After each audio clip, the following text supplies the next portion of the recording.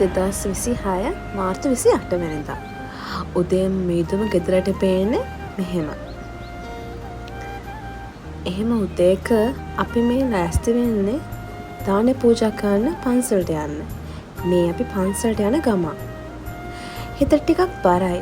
හැබැයි ඒ බර ඇතුළේම අමුතුම සැනසීමක් තියෙනවා. දානෙත් අරගෙන අපි පන්සලට ආවා. මේ තියෙන්නේ අපි පන්සල.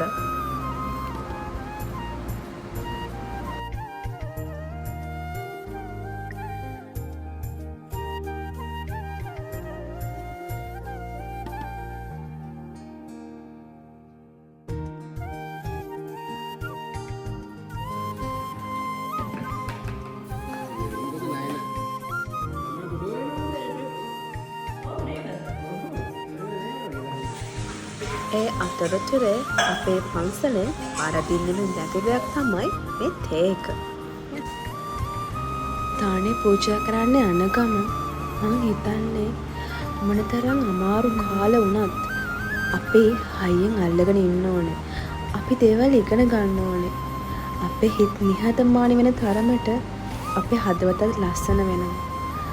පුදුමදුර ඉස්සරහා හිටගෙන මං හැම වෙලේම හිතුව දෙයක් තියෙනවා. අද දුකක් තිබ්බත් හෙට ලස්සන දවසක් එනවා. ඒ දවස වෙනුවෙන් අපි බලාගෙන ඉන්න ඕනේ. අපිට බලාගෙන ඉන්න පුළුවන් වෙන්න ඕනේ. ඒකට අපේ හිත හයිය වෙන්න ඕනේ.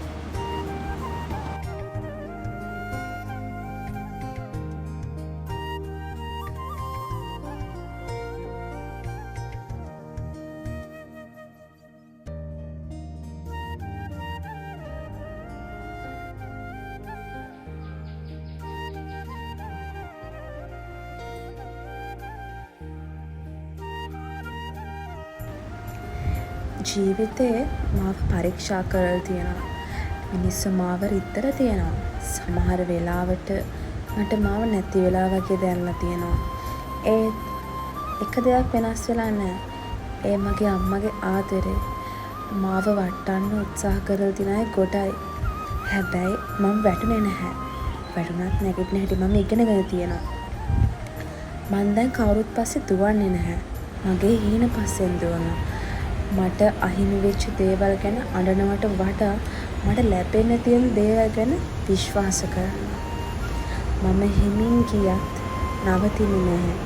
මොකද මට දැනෙනවා සහ මම දන්නවා මගේ හොඳම දවස් තාම ඉස්සරහට තියෙන්නේ කියලා.